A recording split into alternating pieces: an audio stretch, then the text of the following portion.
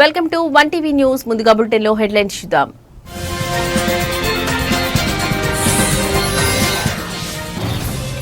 వివేక హత్య కేసులో కీలక పరిణామం. తదుపరి దర్యాప్తుకు మేం రెడీ అన్న సిబిఐ.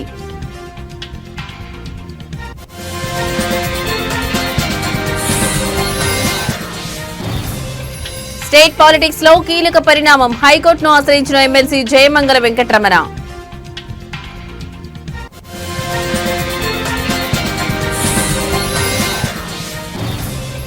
నదిలో కొట్టుకుపోయిన ట్రాక్టర్ 10 మంది గల్లంతు.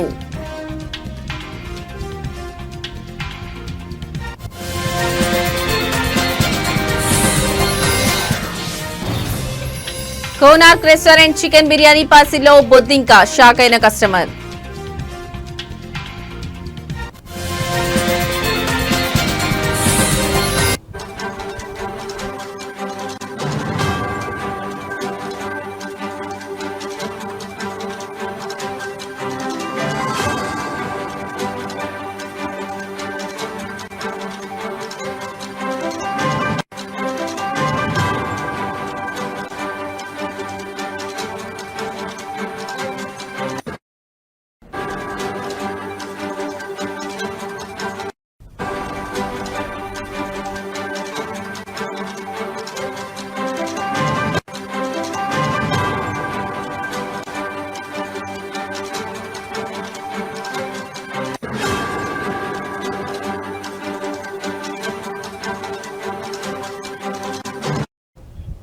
రైట్, ఇక బ్రేకింగ్ న్యూస్ చూస్తున్నాం. మాజీ మంత్రి వైఎస్ వివేకానందరెడ్డి హత్య కేసు దర్యాప్తులో కీలక పరిణామం చోటు చేసుకుంది. ఈ కేసులో తదుపరి దర్యాప్తు చేపట్టేందుకు తాము సంసిద్ధంగా ఉన్నామని సిబిఐ సుప్రీంకోర్టుకు తెలియజేసింది. పిటిషనర్లు కోరుతున్నట్లుగా విచారణను ముందుకు తీసుకెళ్లడానికి తమకు ఎలాంటి అభ్యంతరం లేదని, అయితే దీనిపై న్యాయస్థానం నుంచి స్పష్టమైన ఆదేశాలు రావాల్సి ఉందని సిబిఐ పేర్కొంది. ఈ కేసుకు సంబంధించిన విచారణ సర్వోన్నత న్యాయస్థానం ముందుకు ఉంచింది. సిబిఐ తరఫున అదనపు సొలిసిటర్ జనరల్ ఎస్వి రాజు వాదనలు వినిపించారు. ఈ కేసులో దర్యాప్తును మరింత కొనసాగించాలని పిటిషనర్ల తరఫున సీనియర్ న్యాయవాది సిద్ధార్థ లూత్రా కోరారు. దీనిపై స్పందించిన సిబిఐ కోర్టు ఆదేశాలు జారీ చేస్తూ తాము విచారణ కొనసాగింపునకు సిద్ధంగా ఉన్నామని స్పష్టం చేసింది.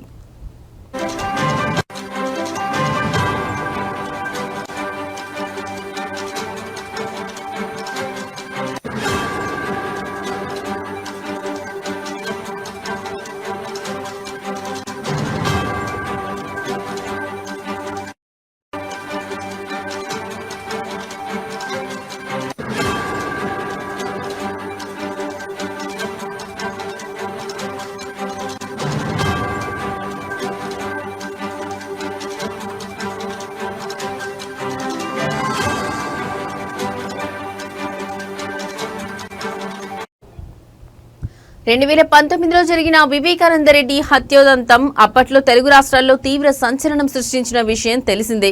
ఈ కేసు దర్యాప్తులో జాప్యం జరుగుతోందని, పూర్తి స్థాయిలో న్యాయం జరగలేదని పిటిషనర్లు ఆరోపిస్తున్నారు.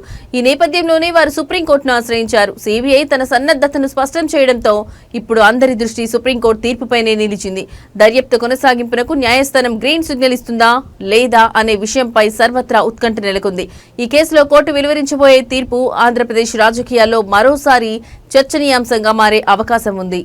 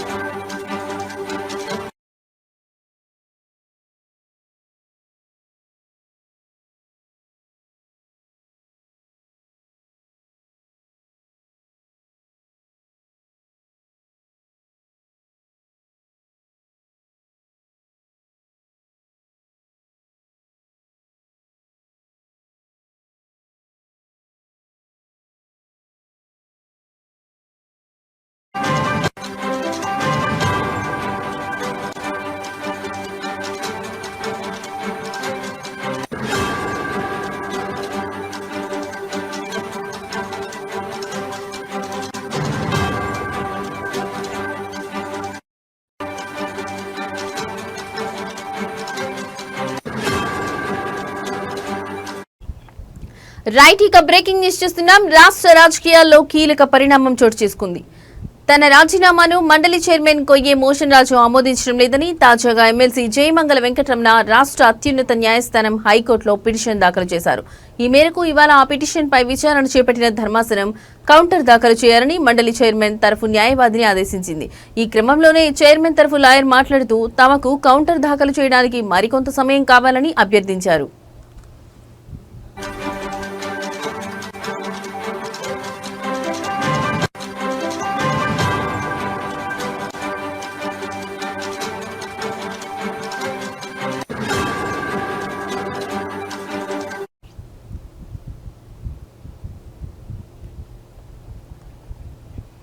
కాగా వైసీపీ తరఫున ఎమ్మెల్సీగా ఎన్నికైన జయమంగళ వెంకటరమణ గతేడాది నవంబర్ 23న ఎమ్మెల్సీ పదవికి రాజీనామా చేస్తూ శాసనమండలి చైర్మన్ మోషన్ రాజుకు లేఖను అందజేశారు. కానీ 9 నెలలు గడుస్తున్నా దానిని ఆమోదించడం కానీ తిరస్కరించడం కానీ చేయడం లేదని జయమంగళ ఆ పిటిషన్లో పేర్కొన్నారు. ఏపీ శాసనసభ కార్యకలాపాల నిర్వహణ విధానంలోని నిబంధన 186 ఆర్టికల్ 190B ప్రకారం రాజీనామా సమర్పించాక దానిని ఆమోదించాలి లేక తిరస్కరించడం కానీ చేయాల్సిన రాజ్యాంగబద్ధమైన పదవిలో ఉన్న చైర్మన్ పై ఉందని పిటిషన్లో జయమంగళ వెంకటరమణ పేర్కొన్నారు.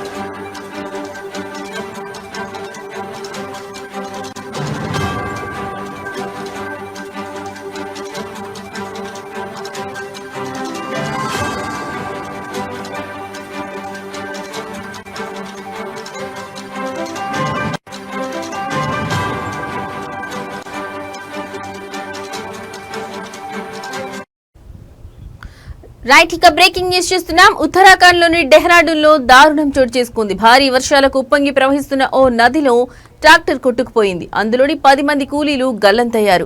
ఈ ఘటనకు సంబంధించిన షాకింగ్ వీడియో ప్రస్తుతం సోషల్ మీడియాలో వైరల్ గా మారింది. గ్రామస్తులు తెలిపిన వివరాల ప్రకారం 10 మంది కూలీలు ఓ ట్రాక్టర్ లో నది దాటుతున్నారు. నది మధ్యలోకి వచ్చాక ట్రాక్టర్ మొరాయించింది.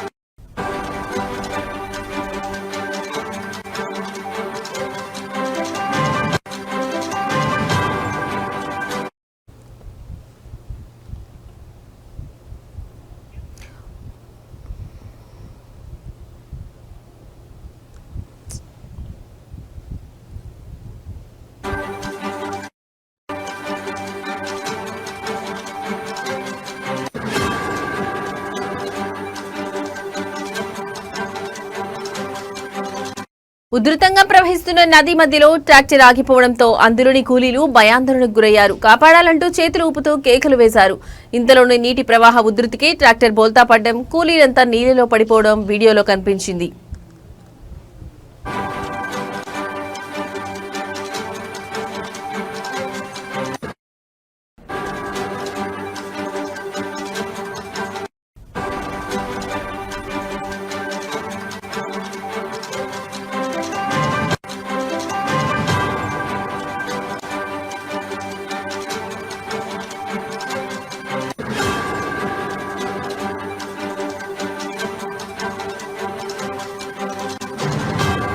దీంతో ఒడ్డున ఉన్న గ్రామస్తులు నిస్సహాయంగా చూస్తుండిపోయారు. కూలీల కుటుంబ సభ్యులు రోధిస్తూ నది ఒడ్డున పరుగులు తీశారు. తమ వారిని కాపాడుకునేందుకు ఆరాటపడ్డారు. అయితే నదిలో నీటి ప్రవాహం ఉధృతమవడంతో క్షణాల వ్యవధిలోనే వారు గల్లంతు కావడంతో ఏమీ చేయలేకపోయారు. నదిలో గల్లంతైన 10 మంది కూలీలు చనిపోయి ఉంటారని గ్రామస్తులు భావిస్తున్నారు.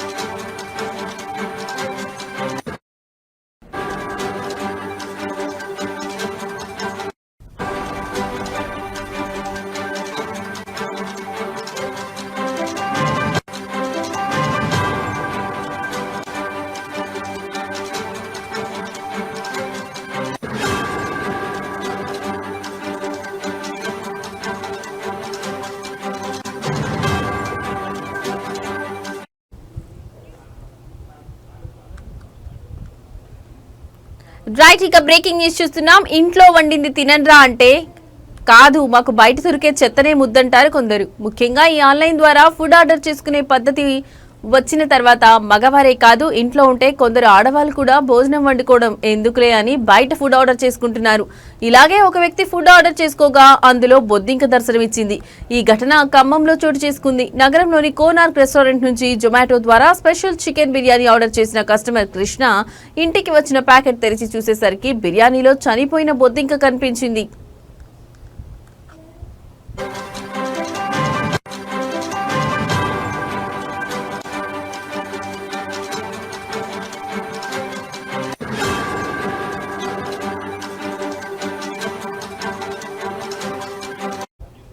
కృష్ణ తెలిపిన వివరాల ప్రకారం రాత్రి భోజనానికి జొమాటో యాప్ ఉపయోగించి కోనార్క్ రెస్టారెంట్ లో స్పెషల్ చికెన్ బిర్యానీ ఆర్డర్ చేశాడు. 20 నిమిషాల్లో డెలివరీ బాయ్ పార్సల్ అందజేశాడు. ఇక కుమ్మేద్దామని ఆనందంగా తెరిచిన కృష్ణకు బిర్యానీలో చనిపోయిన బొద్దింక కనిపించింది. షాక్ అయిన అతడు వెంటనే రెస్టారెంట్ యాజమాన్యాన్ని కాల్ చేసి ప్రశ్నించాడు. అయితే వారు నిర్లక్ష్యంగా సమాధానం ఇచ్చి రీఫండ్ ఇస్తామని చెప్పారని కృష్ణ ఆరోపించాడు. ఈ సమాధానం అతనికి సంతృప్తి కలిగనివ్వలేదు. ఈ ఘటన ఆహార నాణ్యత, హైజీన్ పై ప్రశ్నలు లేవనెత్తింది. ఖమ్మం పట్టణంలోని కోనార్క్ రెస్టారెంట్ వైభవిన్ హోటల్ మధ్య ఆర్డర్ మిక్సప్ జరిగినట్లు అనుమానం వ్యక్తమవుతుంది. కృష్ణ ఈ విషయం సోషల్ మీడియాలో పోస్ట్ చేసి ఫుడ్ సేఫ్టీ అధికారుల దృష్టికి ఆకర్షించాలని కోరాడు.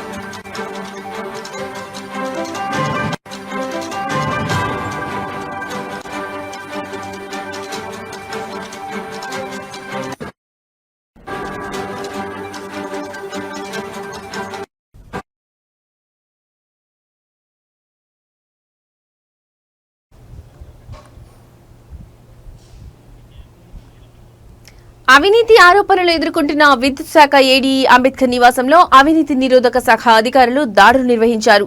ఈ దాడుల్లో ఆయన ఇంటి నుంచి సుమారు 2 కోట్ల నగదును ఏసీబీ అధికారులు స్వాధీనం చేసుకున్నారు.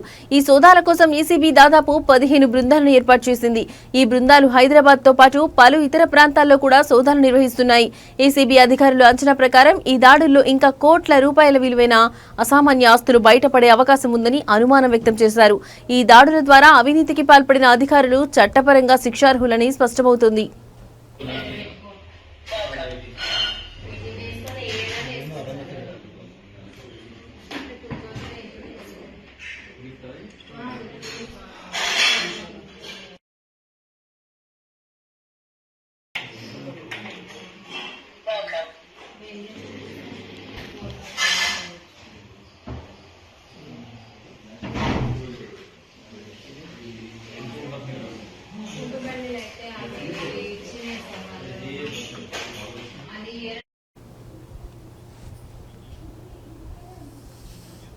మెదక్ జిల్లా నర్సాపూర్ మున్సిపాలిటీ పరిధిలో ఈ రోజు జరిగిన సంతకు నియోజకవర్గంలోని వివిధ గ్రామాల నుంచి పెద్ద సంఖ్యలో వ్యాపారులు మరియు వినియోగదారులు వచ్చారు.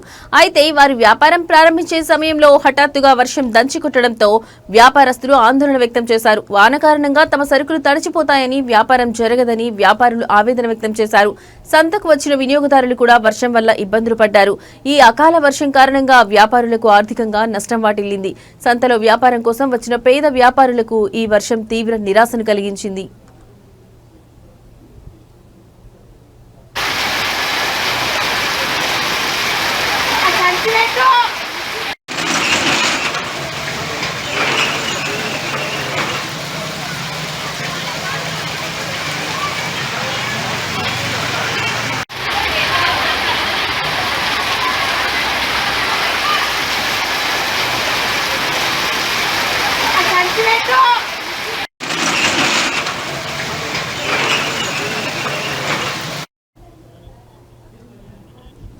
ఇవి ఇప్పటివరకున్న బులెటిన్ అప్డేట్స్. మరో బులెటిన్ తో మళ్ళీ కలుద్దాం. నమస్తే.